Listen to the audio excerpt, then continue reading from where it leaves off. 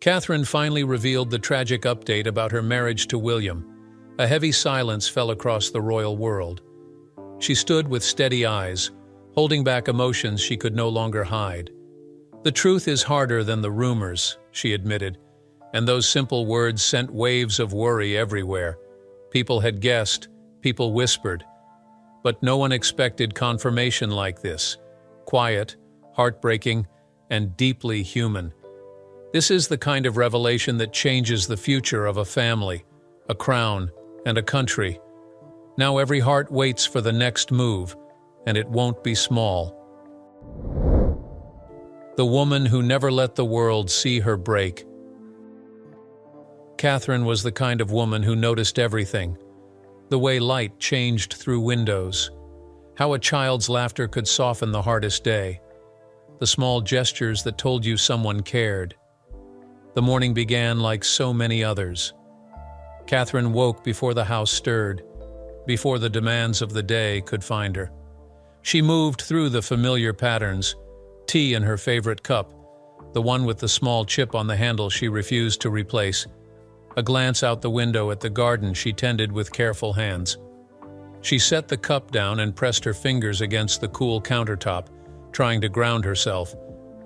But the unease remained, settling into her chest like morning fog that wouldn't burn away. It wasn't pain exactly, not the sharp kind that makes you cry out. This was slower, deeper, the kind that lives beneath your ribs and whispers that something is wrong even when everything looks right. She had been ignoring it for weeks, maybe months, telling herself she was tired, that everyone felt this way sometimes, that marriage had seasons, and this was just a cold one. But standing there in her kitchen, alone with the truth she kept avoiding, Catherine could no longer pretend. She thought about William, about the space that had grown between them even as they stood side by side. There was a time when his presence filled every room he entered, when his voice alone could ease the knots in her shoulders, when touching his hand felt like coming home. She remembered laughter that came without effort, conversations that stretched into late hours because neither of them wanted them to end, silences that felt comfortable instead of threatening. Those memories were still there, preserved like pressed flowers in a book she rarely opened anymore. They existed, but they belonged to a version of them that felt impossibly far away. Now, silence was the thing she noticed most. Not the peaceful kind, but the heavy sort that makes you aware of everything you're not saying. They still talked, of course, about schedules and children and obligations, the practical machinery of their shared life.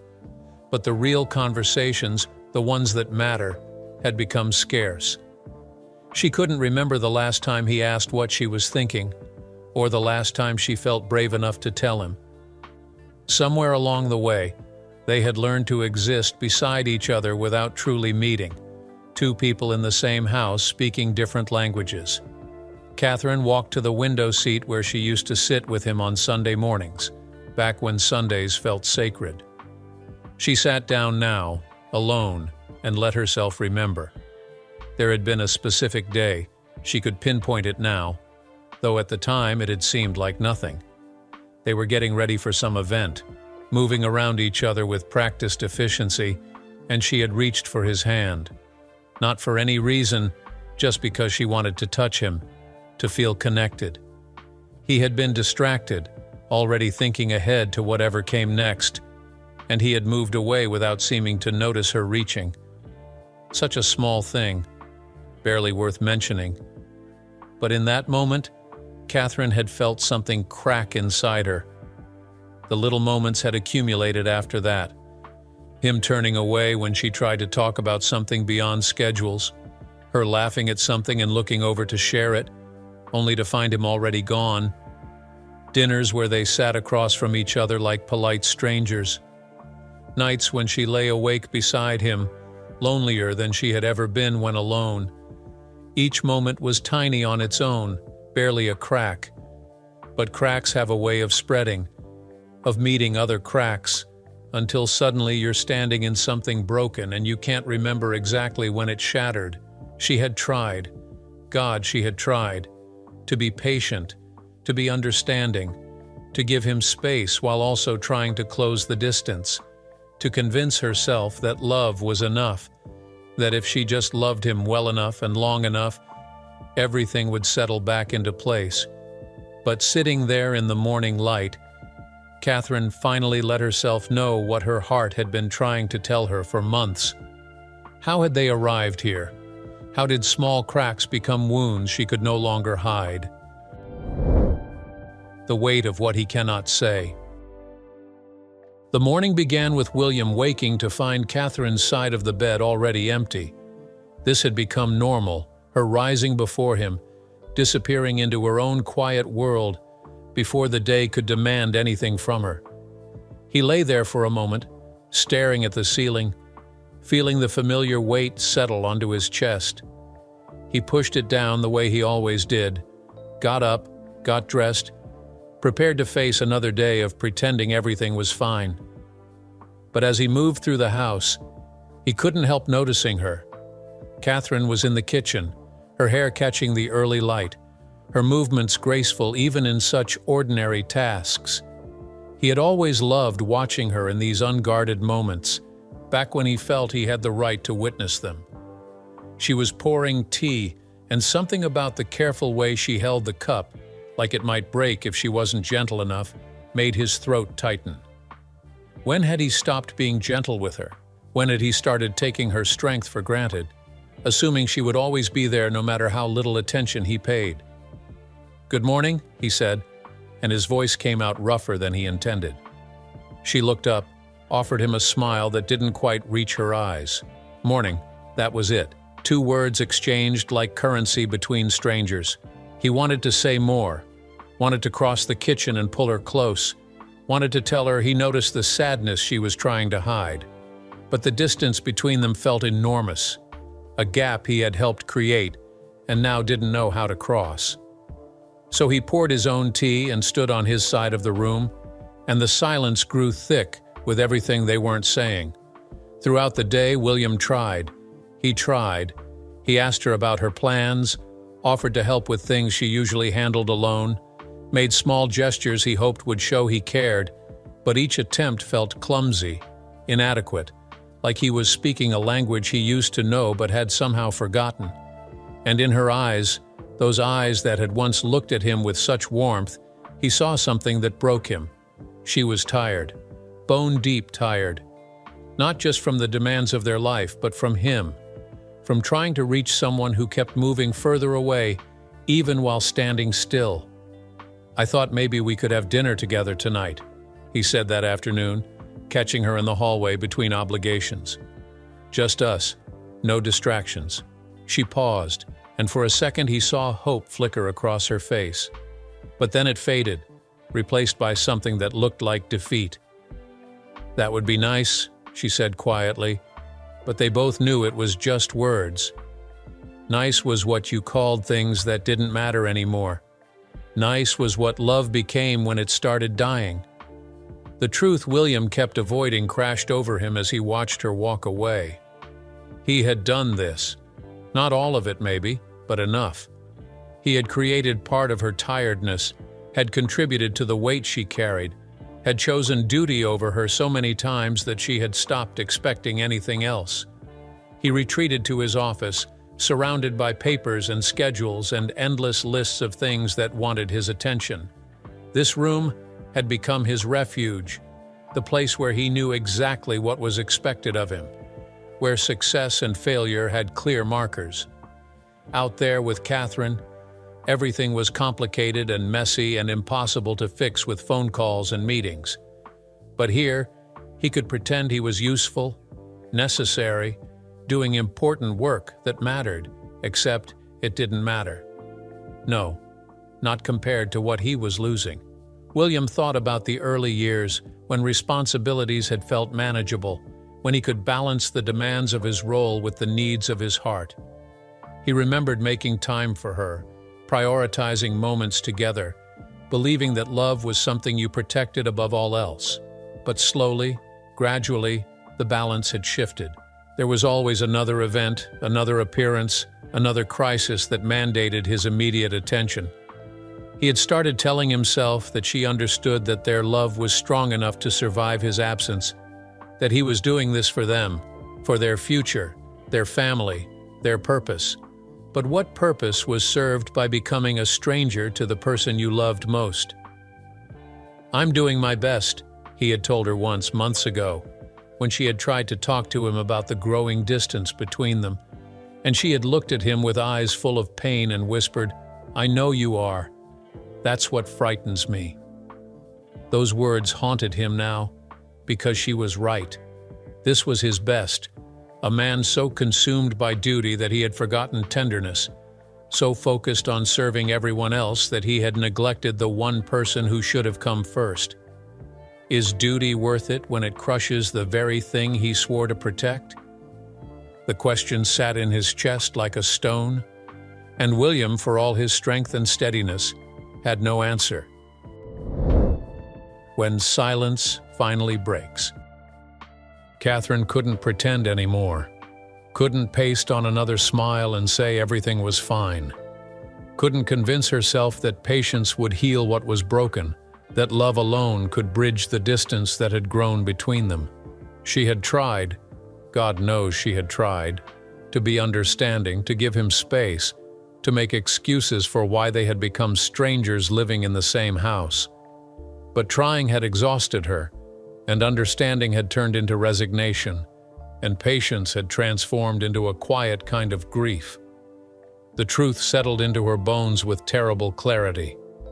This marriage, this life they had built together, was dying, and she had been the only one trying to save it.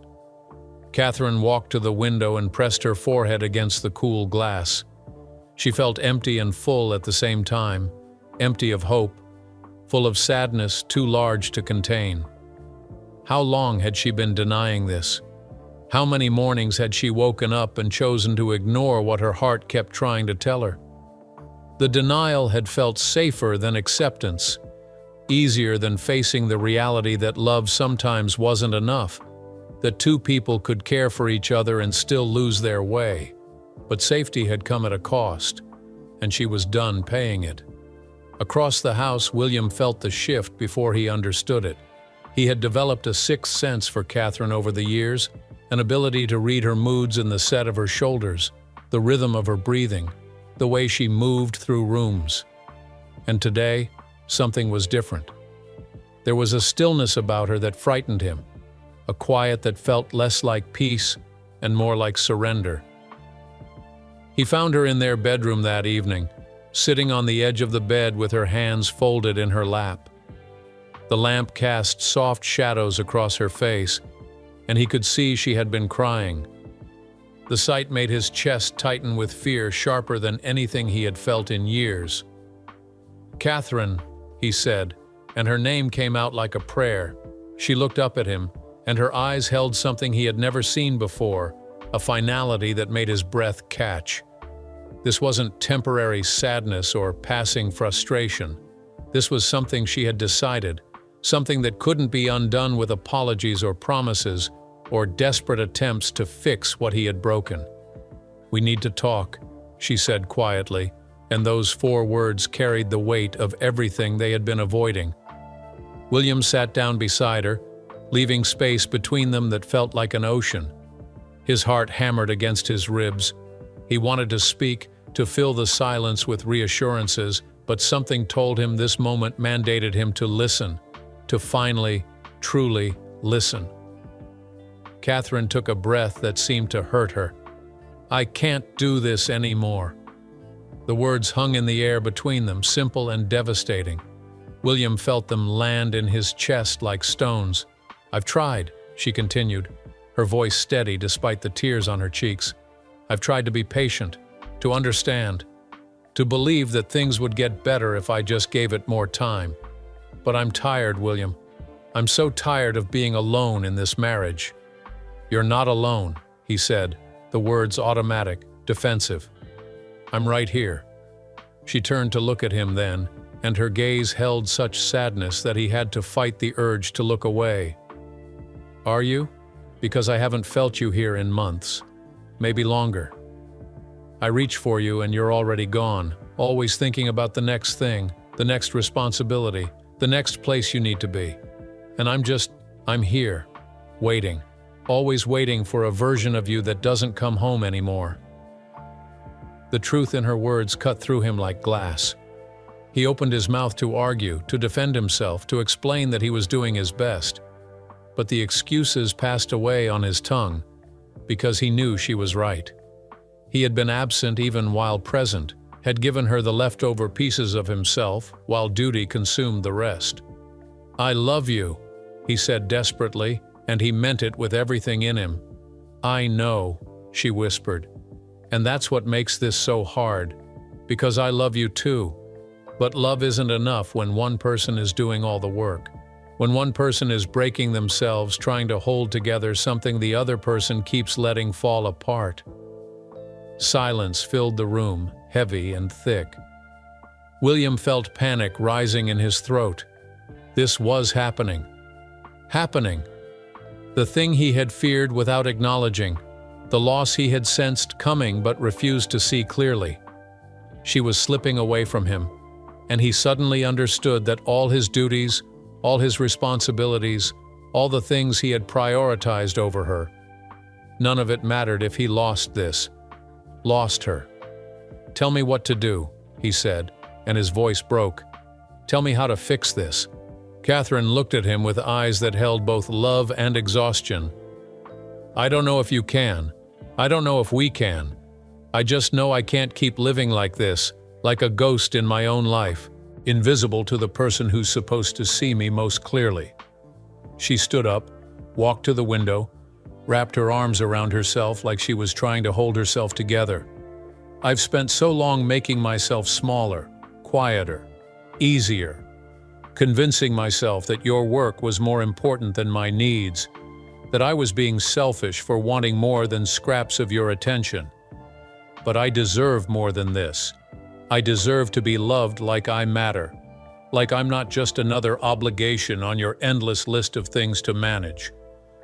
William felt something breaking inside him, felt the full weight of what he had done and failed to do, crashing down around him. He had taken her for granted, assumed she would always be there no matter how little he gave, had confused her strength with invincibility, her patience with permission to neglect her. "I'm sorry," he whispered, the words pathetically inadequate. She nodded slowly, tears streaming down her face. "I know you are. But sorry doesn't change anything. Not unless something changes." The conversation hung between them, raw and painful and irreversible. They had finally spoken the truth without mercy, and now they both had to live with what it revealed. Can a marriage survive when the truth finally arrives this way? Sharp and unforgiving and impossible to ignore? The hollow days after truth. Catherine woke each morning to responsibilities that demanded her presence, children who wanted her attention, obligations that mandated her smile, a world that expected her to be exactly who she had always been. And she performed. She dressed and moved through her duties with practiced grace, speaking when spoken to, nodding in the right places, maintaining the appearance of normalcy that everyone wanted from her. But inside, Catherine felt like she was watching herself from somewhere far away, going through motions that belonged to a person she used to be. The questions came at unexpected moments. While pouring juice for breakfast, she would wonder if she had the strength to do this for another day, another week, another year. While standing in the garden she once loved, she would question whether anything she had built here was real or just an elaborate performance they had both agreed to maintain. The confession had opened something inside her that couldn't be closed again, a knowing that made pretending impossible, a clarity that turned everything familiar into something strange. "Are you all right?" someone asked her at an event she couldn't remember agreeing to attend. She smiled the way she always did. "Of course, just a bit tired." The lie tasted like ash on her tongue, but it was easier than the truth. Easier than saying she didn't know if she was all right, if she would ever be all right again, if all right was even something worth aiming for anymore. William saw the change in her immediately. He had always been able to read Catherine, to sense the shifts in her mood, the shadows that crossed her face when she thought no one was watching. But now those shadows had become permanent, a sadness that lived in her eyes, even when she smiled. And knowing he had put it there, that his absence, his choices, his failures had created this pain, made him desperate to fix it. So he tried. He tried harder than he had ever tried at anything. He started coming home earlier, clearing his schedule of things that had once seemed essential but now felt meaningless compared to what he was losing. He asked her about her day and waited for the answer, listening with the full attention he should have been giving her all along. He offered help with tasks she usually handled alone, made small gestures he hoped would show her he was present now, that he was trying to become the husband she deserved. "I thought we could take a walk together," he said one afternoon, finding her in the library with a book she wasn't reading. "Just the two of us, like we used to." She looked up at him, and for a moment something flickered in her expression. Maybe hope, maybe just memory of when hope felt possible. "All right," she said quietly. They walked through gardens that had witnessed better versions of themselves, past hedges that had been there longer than their marriage, under trees that would outlive whatever happened between them. William kept stealing glances at her, trying to gauge if his efforts were making any difference, if the distance between them was shrinking even slightly. But Catherine walked with her arms wrapped around herself, protective and distant. And he realized with growing desperation that he was trying to repair something already slipping through his fingers. Everything felt fragile now, like the slightest wrong word or gesture could shatter what little remained. He was afraid to speak too much, afraid to be silent too long, afraid that nothing he did would be enough to undo the damage that had accumulated over months of neglect. "I'm here now," he wanted to say. "I'm trying. Please don't give up on us." But the words stayed trapped inside him, too vulnerable to release, too desperate to sound like anything but pleading. The worst part was the nights. They had always shared a bed, even during difficult times, even when anger or frustration created temporary walls between them. But now the bed felt enormous, a vast space that emphasized the distance they couldn't bridge. They lay on their separate sides, careful not to touch, each pretending to sleep while the silence stretched on for hours. Catherine would stare at the ceiling, counting cracks in the plaster she had never noticed before, wondering how two people could occupy the same space and feel so completely alone. She could hear William breathing beside her, could sense him lying awake just as she was, both of them trapped in the same prison of unspoken thoughts and careful distance. Sometimes she wanted to reach for him, to cross the inches that felt like miles, to seek comfort in the familiarity of his presence. But her hand never moved, held back by fear that he would turn toward her out of duty rather than desire, or worse, that he wouldn't turn toward her at all. William lay in the darkness, feeling the weight of her beside him, so close he could touch her, but feeling further away than when continents separated them. He thought about all the nights he had taken for granted, all the times he had fallen asleep without seeing her, without appreciating what it meant to share this space with someone who had chosen him, loved him, built a life with him. Now he was awake and aware and desperate, but awareness had come too late. He wanted to pull her close, to whisper all the things he should have been saying for months, to promise he would be better, do better, love better. But the silence between them had grown thorns, and he didn't know how to cross it without causing more pain. So they lay there, night after endless night, two people sharing a bed but living in separate worlds. Each small sound became magnified in the quiet, her sigh, his shifting position, the clock marking hours that refused to pass quickly. Every moment tested their patience, their endurance, their ability to continue existing in this painful in-between space. During the day, they moved around each other with careful politeness. He asked if she wanted anything. She thanked him for small considerations. They discussed schedules and children and practical matters with the practiced efficiency of people who had been together long enough to coordinate smoothly, even while falling apart. To anyone watching, they might have seemed fine, a couple navigating life's demands with grace and partnership. But in the quiet moments when duties fell away and they were left with just themselves, the truth was impossible to ignore. They were close yet distant, together yet separate, holding on yet letting go. Catherine wondered how long she could sustain this, living in the same house with someone who felt like a stranger, performing a marriage that existed more in appearance than reality. The strength it took to wake up each day and continue felt impossible to measure, let alone maintain indefinitely. William wondered if his efforts were making any difference at all, if showing up more now could compensate for all the times he had been absent, if love could survive this much damage even when you were desperately trying to save it. How long can two hearts live close yet feel so painfully distant?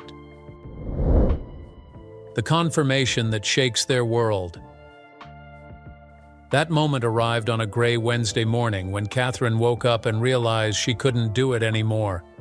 She had spent weeks holding the truth inside her like broken glass, cutting herself with every breath, every movement, every attempt to pretend things might somehow get better.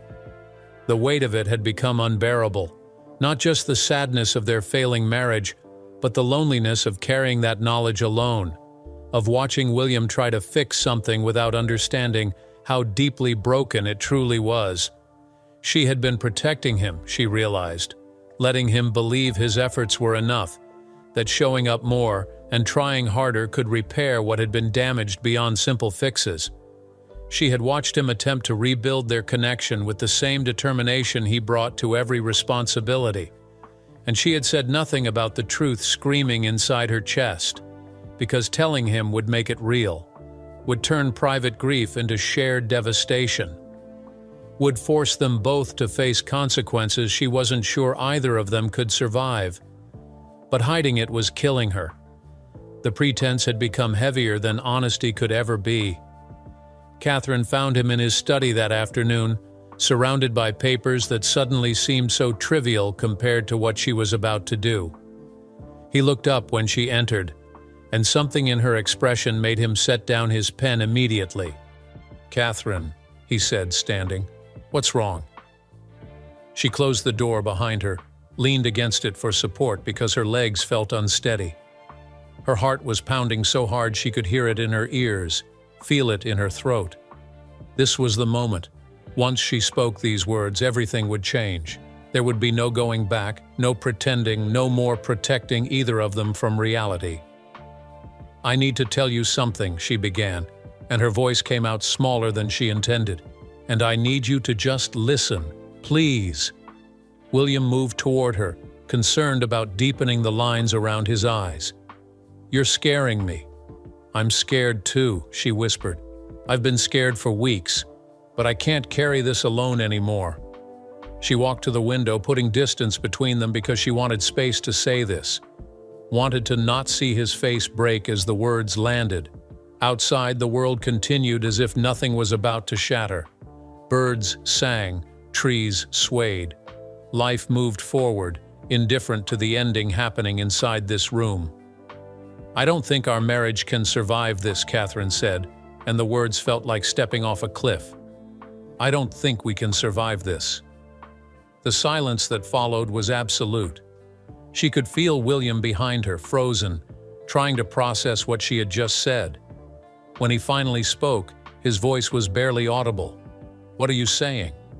Catherine turned to face him, tears streaming down her cheeks. "I'm saying that all your efforts, all your trying, it's too late. The damage is too deep. We've been breaking for so long that I don't think there's enough left to save." "No." The word came out sharp, desperate. "No, that's not. We can fix this. I'm fixing this." "You're trying to fix something that's already broken beyond repair," she said gently. and the gentleness made it worse somehow. "And I let you try because I couldn't face telling you the truth. But the truth is, William, I don't know if I'm still in love with you.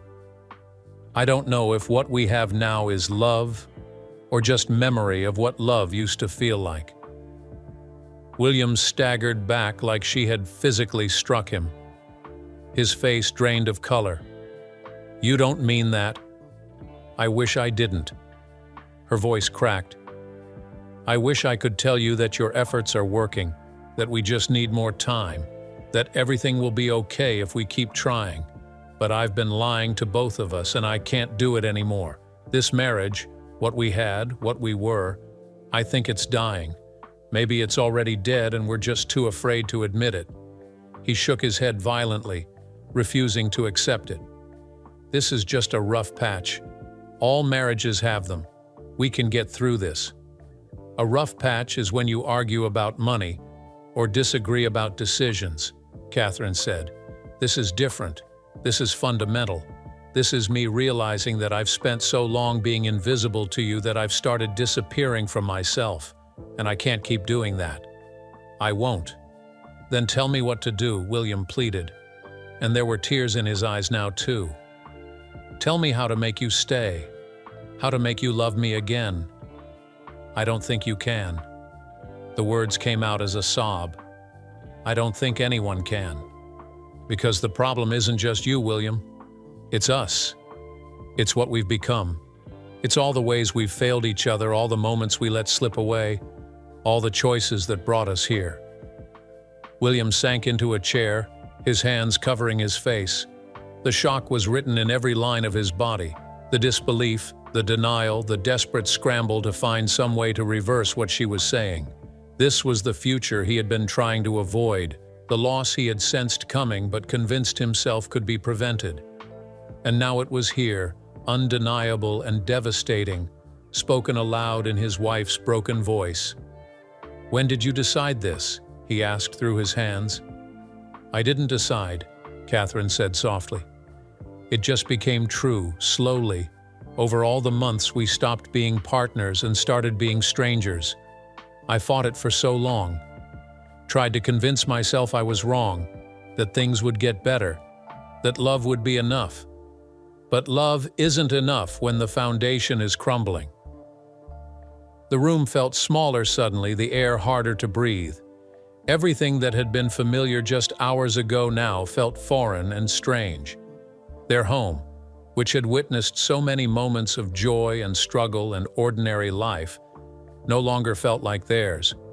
The routines they had built together, morning coffee, evening conversations, the rhythm of shared existence, all of it seemed to belong to different people, a different version of them that no longer existed. William looked up at her, his eyes red and desperate. "So what happens now?" Catherine wrapped her arms around herself, holding the pieces together as best she could. "I don't know. I just know I had to tell you the truth. I had to stop pretending and protecting and hiding what's happening between us." "And what is happening between us?" His voice was hollow. She met his gaze, and the sadness there was infinite. "We're ending. Maybe not today, maybe not tomorrow, but we're ending. And I think we both need to accept that." The truth hung between them like smoke, choking and inescapable. Their world no longer felt recognizable. Everything they had built, every promise they had made, every dream they had shared, all of it was crumbling, and neither of them knew how to stop it. Can love survive when the life built around it begins to fall apart? Standing in that room, drowning in shared grief and separate pain, neither of them had an answer. What remains after the truth? Catherine had always been someone who planned carefully, who thought about the future with a mixture of hope and practicality. She was thoughtful and deliberate, the kind of person who considered consequences before making decisions, who believed that if you prepared well enough, you could weather any storm. Her whole life had followed a certain trajectory, one she had accepted, embraced even, believing it would lead to happiness and purpose. But now, standing in the wreckage of what she thought her life would be, Catherine had to face a future she had never imagined. A future that terrified her because it was completely, utterly unknown.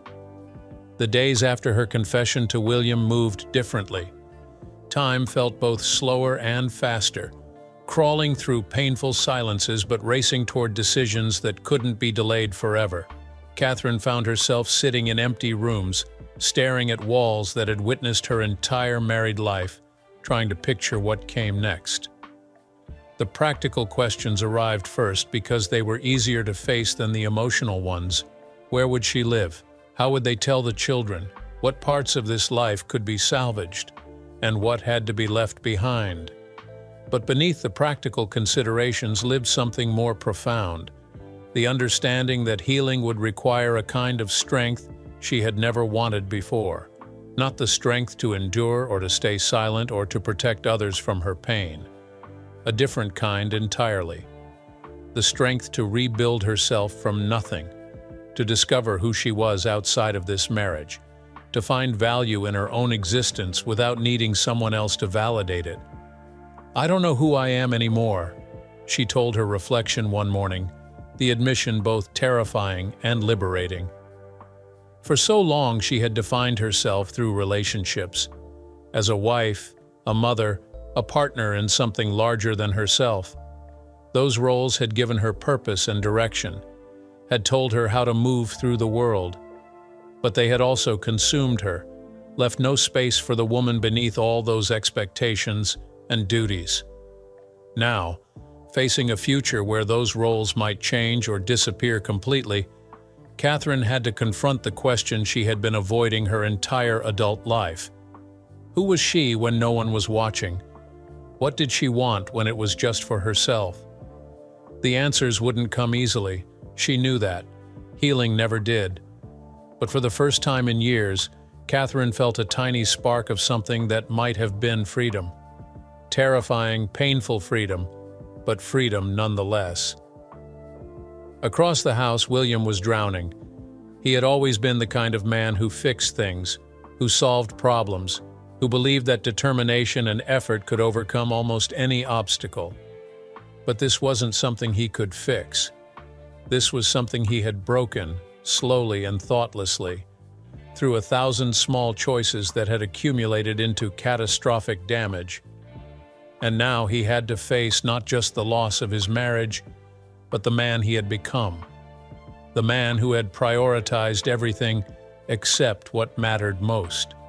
William spent hours in his study, not working but sitting in the silence he had created, forced to confront his own shadow. All the times he had chosen duty over presence. All the moments he had been physically there but emotionally absent. All the conversations he had rushed through. The affection he had taken for granted. The love he had assumed would always be waiting no matter how little attention he paid it. The regret was crushing. It sat on his chest like a physical weight, made it hard to breathe, impossible to sleep. He replayed conversations in his mind, saw all the warning signs he had ignored, all the moments Catherine had reached for him and he had turned away. How had he been so blind? How had he convinced himself that tomorrow would always be there, that he could postpone connection indefinitely without consequence? "I thought I had more time," he whispered to the empty room. But time had run out, and now he had to decide what to do with that truth. He could fight, could beg Catherine to give him another chance, promise to be different, to prioritize her the way he should have been doing all along. Part of him wanted to hold on to what they had built, even if the foundation was crumbling, even if staying together meant living in the ruins of what love used to be. But another part of him, the part that was learning to be honest even when it hurt, wondered if fighting was selfish, if holding on meant asking Catherine to sacrifice herself again, to give him opportunities he had already wasted, to stay in a marriage that had drained her of light and joy. Was love about keeping someone, or about wanting what was best for them, even if it meant letting go? William didn't know. He only knew that for the first time in his life, he had to face his mistakes without making excuses, had to sit with the uncomfortable truth that he had failed someone who deserved better. 2 weeks after Catherine's confession, they sat down together one final time, not in anger or desperation, but with the quiet resignation of two people who had finally stopped running from reality. The conversation they wanted to have couldn't be postponed anymore. "I've been thinking," Catherine began, her voice steady despite the tears in her eyes, "about what happens next." William nodded, his throat too tight to speak. "I think we need time apart," she continued. "Real time. Not just separate rooms in the same house, but actual distance. Space to figure out who we are without each other. Whether what we had can be rebuilt, or if we're just holding on to something that's already gone." "A separation," William said, and the word tasted like goodbye. "Yes." Catherine looked at him directly, and he could see both pain and determination in her gaze. "Not because I want to hurt you, not because I don't care, but because we can't make real decisions while we're drowning in guilt and fear and desperation. We need clarity, honesty, not pressure or obligation or the weight of everything we've built." William felt his world tilting, felt the future he had imagined slipping away completely. But beneath the grief, he also felt something unexpected, a tiny thread of relief. Because she was right. They couldn't heal in the same space that had made them sick. They couldn't find truth while still performing the lie. "And if we take this time," he asked quietly, "and we realize we're better apart?" Catherine's face crumpled slightly, but she didn't look away. "Then we'll know. And it will hurt, but at least it will be honest. At least we won't spend the rest of our lives pretending. And if we realize we still want this, want each other, then maybe we can build something new. Not try to resurrect what passed away, but create something different, something healthier." She paused, wiping tears from her cheeks. "But that's only possible if we're both whole on our own first. I can't fix you, William, and you can't fix me. We have to fix ourselves." The truth of it settled over them both. This ending, because it was an ending, even if it might someday become a new beginning, wasn't built on illusion or pressure or the desperate need to avoid pain. It was built on honesty. Two people finally are brave enough to face reality instead of hiding from it. "I'm sorry," William said, and this time the apology carried the full weight of everything he had done and failed to do. "For all of it, I know," Catherine replied. "I'm sorry too, for waiting so long to speak up, for letting us get here before saying something." They sat in silence, two people who had loved each other and hurt each other, and now had to let each other go. At least for now, at least until they could figure out if there was anything left worth saving. Outside, the world continued. Tomorrow would come whether they were ready or not. The future stretched ahead, uncertain and terrifying, and somehow still carrying the smallest possibility of hope.